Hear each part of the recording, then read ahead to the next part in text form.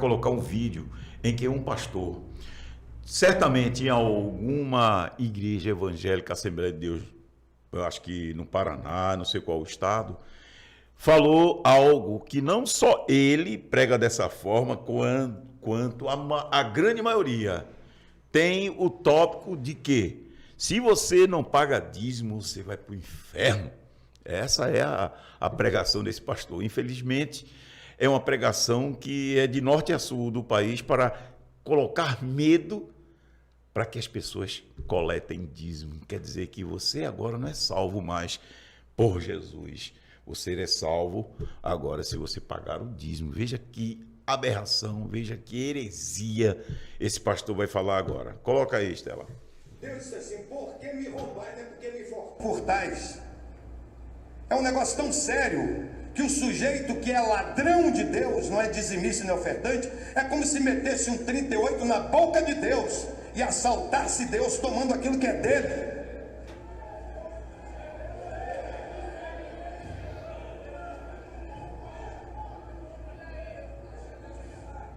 E muitos crentes são crentes iguaizinhos àqueles dois que foram crucificados com Jesus. Um do lado esquerdo e do lado direito. Ladrões de Deus. E muitas vezes não se ensina isso, meu querido irmão, amigo Hidecaso Takayama. Não se ensina isso da igreja. Mas não ensina porque não sabem. Ou porque não querem saber. Que o sujeito pode ser crente. Pode cantar no coral. Pode ser cantor. Pode ser missionário. Pode distribuir folheto. Mas se não for dizimista e ofertante, quando morrer vai para o inferno. Veja que doutrina satânica, Josué. Satânica mesmo. Veja aí, você pode ser missionário, você pode ser tudo. Se você não pagar o dízimo, quando morrer vai para o inferno. Agora, isso aí indiretamente se prega nas igrejas. Isso aí que ele está falando. Não com essas palavras, mas indiretamente quer dizer isso. Zé Carlos disse a mesma coisa. Zé Carlos disse que não valia uma prata furada. A gente tem mais o quê?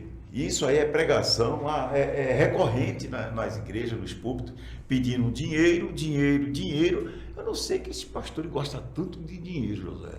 Eu queria saber se no caixão vai ter gaveta para levar tanto dinheiro. Eu tenho uma explicação para isso aí. É o espírito do erro operando na vida desses homens.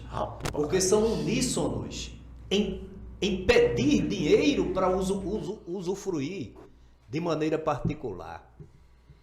Muitos, raras exceções. Agora, isso dá vergonha porque quando você vai para a Bíblia, Jesus nunca pregou esse tipo de coisa. Pelo contrário, a Bíblia diz que Jesus não tinha onde reclinar a cabeça. Onde reclinar a cabeça. Quer dizer que nem para onde dormir ele tinha. Ele dormia na casa dos outros, porque ele não tinha um teto, ele não tinha um carro, um cavalo, ele não tinha nada disso. E como exemplo, ele entrou em Jerusalém montado num jumento.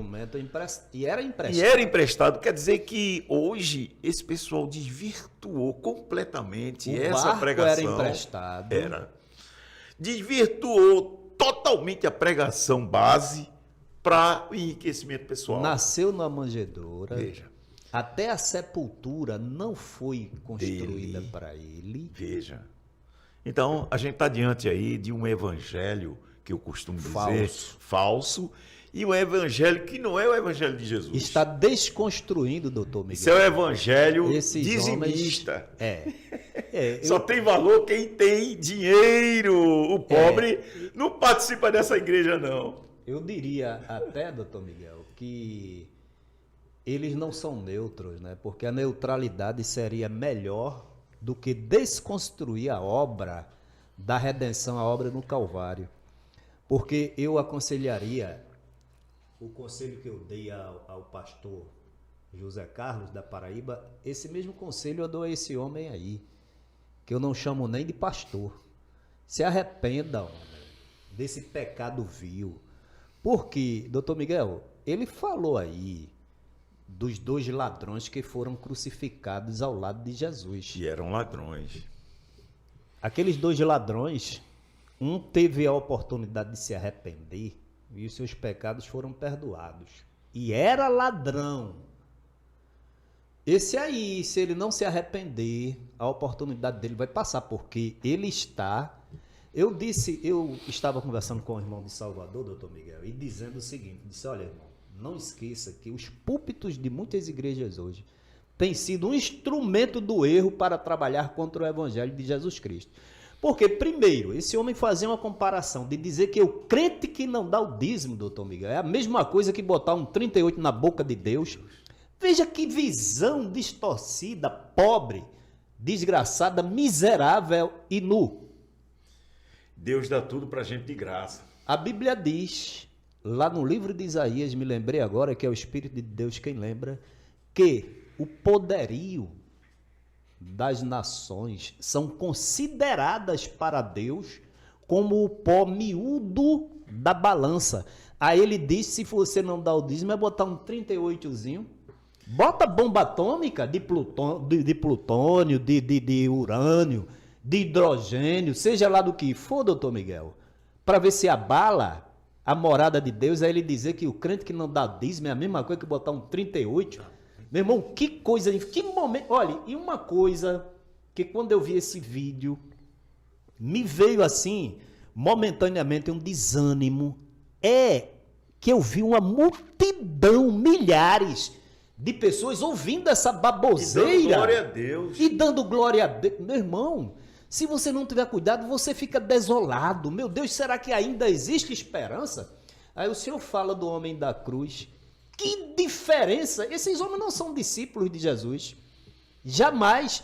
E dizer que quem não dá o dízimo vai para o inferno. E o sangue de Jesus? E o sacrifício? E o desenfeite, segundo uma alegoria, né? Da glória de Deus para dar Jesus. Fica onde? Homem, te arrepende, homem, porque vocês, olha, deixa eu lhe dizer logo aqui, ó, crente, vocês tenham cuidado. O apóstolo São Paulo disse que você deveria, e a Bíblia diz também, né? Examinar, Jesus disse, examinar as Escrituras, porque cuidais nela, ter a vida eterna, e errais não conhecer as Escrituras, nem o poder de Deus. Você tem que conhecer, você tem que buscar de Deus a sabedoria. Porque esses púlpitos, Satanás, olha, doutor Miguel, vou dizer uma coisa muito séria aqui. Satanás tem trazido para os púlpitos das igrejas, para falar no meio das igrejas, e o povo tem glorificado. Você sabe por quê? Porque Satanás também usou esse mesmo artifício com Jesus. Pedro disse, não, isso jamais te acontecerá. Né? A cruz, Jesus disse, para trás de mim, Satanás. E era discípulo de Jesus. Quando Paulo estava pregando, eu me arrepiei todinho. Chegou alguém e disse, tu és o servo de... Esses homens são os servos de Deus pela primeira, pela segunda e pela terceira vez. Na terceira vez, Paulo repreendeu e a pessoa foi liberta. Jesus, no deserto, na tentação, Satanás foi florear, olha, tudo isso aqui é meu, eu te darei, se prostrado me adorardes. Jesus disse, está escrito, ao Senhor teu Deus adorarás e só a ele renderás culto. Doutor Miguel, eu vou dizer mais uma vez, no jardim do Getsemane, Jesus orando com os discípulos e de repente, como ele era Deus, ele viu a aproximação do príncipe das trevas e ele disse para os discípulos, glória a Deus, viu crente? Você que ora de manhã, de tarde, de noite. Ele disse para os discípulos, vamos embora daqui, porque se aproxima o príncipe deste mundo e nada ele tem em mim. Quem busca a Deus não pode ter associação com as trevas. Quando surgir uma coisa dessa aí, olha, se você for crente, repreenda na autoridade do nome de Jesus, porque quem pode salvar, transformar, resgatar, mudar a natureza do homem, fazer nova criatura e fazê-lo chegar diante de Deus como, usando a linguagem jurídica, né, doutor Miguel, inocente não, mas como absolvido com a sentença. Seria anulada a sentença? que era contra nós, porque Paulo rasgou, ele pagou o preço, né? É o sangue de Jesus. E vem, olha, se eu não tiver cuidado, eu digo coisas aqui que não convém. Essa imbecilidade, essa bestialidade, isso é servo de Satanás. Eu digo segundo a autoridade da palavra de Deus. Dizer que se você não der o dízimo, você vai para o inferno. Mas essa é a pregação do momento. Essa é a pregação de chamariz, essa é a pregação de ilusão. Quando eu digo que esse pessoal, eles participam de uma espécie de mágica, de uma espécie de lavagem cerebral, é porque realmente é uma mensagem subliminar nisso. Porque lança culpa para você, lança medo em você. Medo, é o e medo. a pessoa fica com medo e realmente por conta desse medo vai pagar. É esse medo que faz as pessoas deixarem de se alimentar para pagar dízimos e ofertas. E quando ele faz isso, esse medo, o medo é o contrário da fé, né? Esse medo, ela sucumbe. E às vezes até anula a fé. E fazendo isso, a pessoa pode se perder. Com certeza, Josué. Por quê? Porque não reconheceu o valor do sangue de Jesus. Embora de uma forma induzida. Doutor Miguel, eu queria mandar um recado aqui para uma pessoa que ele faz de referência, esse pregador. Né? Olha, faça esse vídeo chegar até o pastor Idecaso Takayama. Antes desse pastor ser deputado federal, eu assisti-lo aqui na convenção Confraternização da Mocidade aqui em Pernambuco, no Templo Central, que era uma verdadeira apoteose espiritual. Em São Lourenço eu vi esse homem pregar, doutor Miguel, e ele contou de uma revelação que ele teve quando ele estava lá nos Estados Unidos, recebendo a direção de Deus para voltar e pregar no Brasil. Era um verdadeiro Pentecoste. Eu vi, olha, Jair, o cantor Jair, seu pai, que era de um conjunto musical, foi batizado nesse dia lá no São Lourenço, quando ele pregou sobre o arrebatamento da igreja, falou sobre a revelação que ele teve que deveria voltar ao Brasil para pregar o evangelho aqui, e agora ele está aí. Ô pastor Idecaso Takayama, repreenda em nome de Jesus? Ou o senhor perdeu a visão também? Josué, não só Idecaso, mas eu posso dizer, sem medo de errar, quase totalidade dos pastores já perderam a visão há muito tempo. Josué, não é fácil você ver os escândalos partindo de norte a sul. A gente vê pastores aí se envolvendo em corrupção, pastores envolvidos em crimes, pastores envolvidos em adultérios, pastores envolvidos em enriquecimento ilícito. A gente já está cansado de ver o pessoal, poxa, de onde é? Da Assembleia de Deus? Poxa, eu pensei que essa igreja era a única que se salvava. E aqui de Pernambuco, como um alerta, um atalaia está saindo aí. Quem for sábio, entenda. E procure se corrigir. Então, pastores como o de antigamente, Josué, passou, não tem mais não. Essa geração de pastores, está vindo uma nova geração agora, que é essa geração que a gente vê aí. É a geração, posso dizer assim, Nutella, é aquela geração que se alimenta do melhor, certo? E de quem? De pessoas que estão passando fome. E isso aí é tão grave porque, em vez da igreja nascer, né, sadia, crescer sadia, cresce doente. Um evangelho falso. Viu? Repreenda esses homens. Repreenda, crente, você que ora, busque de madrugada ao Senhor a revelação. Repreenda, porque isso é uma doutrina do Satanás. Tem a menor dúvida. Porque essas pessoas planejam, essas pessoas arquitetam, essas pessoas ficam atrás apenas daquela parte boa para eles. Esses homens não pregam mais a volta de Jesus. Você pode ver, eles pensam que são eternos. Eles preparam uma dinastia para que eles fiquem nesse império e depois da morte eles já preparam o futuro dos filhos, dos netos, dos bisnetos. Não é isso, cresce Vira tanto que uma fica dinastia. Difícil ele repassar para uma pessoa que não tenha vínculo familiar. Não. Viu, doutor Miguel? O senhor falando agora sobre a segunda volta de Jesus, vejam só, há um mês atrás, teve um pastor aqui na IEADPE que pregou sobre a volta de Jesus. Não houve revelação, não houve alegria, não houve sinais, não houve nada. E eles, do lado de cá, eles dizem, dá um glória aí para Jesus. Ela falou, glória! E domingo agora foi outro que pregou.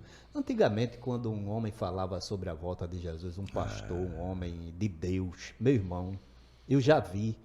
Olha, era uma transformação. Era assim um ambiente espiritual que parece que as preocupações materiais, doenças, dívidas, problemas, mil dificuldades outras, desapareciam. O Espírito Santo de Deus alegrava a igreja, era tanta revelação, tanto mistério. Hoje em dia esses homens gritam. Sabe por quê? É como o pastor Elmir Ribeiro falou. Falta autoridade. Falam por, vamos dizer assim, doutor Miguel, eles falam por um costume, um hábito, mas que eles mesmos sentem na essência que não tem nada de visão espiritual, e nada de revelação, e nada de aprovação, e também nada de confirmação. São mágicos, são atores teatrais. Atores que querem fazer aquela encenação. A coisa é tão grave que o de domingo disse, você pode dar uma... Ninguém naquela época pedia para dar glória. Pelo contrário, a campainha pem, senão o povo não parava de dar glória. Hoje em dia, você pode dar uma glória. Está dando glória para o gestor presidente, para você. Homens, vão se converter, homens. Criem vergonha na cara. A gente diz de uma maneira tão clara assim, porque é inadmissível uma coisa dessa na igreja que a gente viu tantos milagres e maravilhas. É que esses homens que saem da igreja saem elogiando o santo homem de Deus. O de Barreiros, o pastor Jonatas Lins, saiu elogiando o pastor presidente, o seu pastor presidente. E depois o pastor chamando ele de vigarista, chamando ele de estuprador de igreja, que está pescando no aquário dele. Quer dizer que os membros é uma espécie de peixe, né? Porque ele é quem dá a ração, a hora que ele quer, na quantidade que ele quer e o tipo de ração que ele quer. Realmente ele falou certo, parece um aquário. Tem feito da Igreja de Deus um aquário. Infelizmente.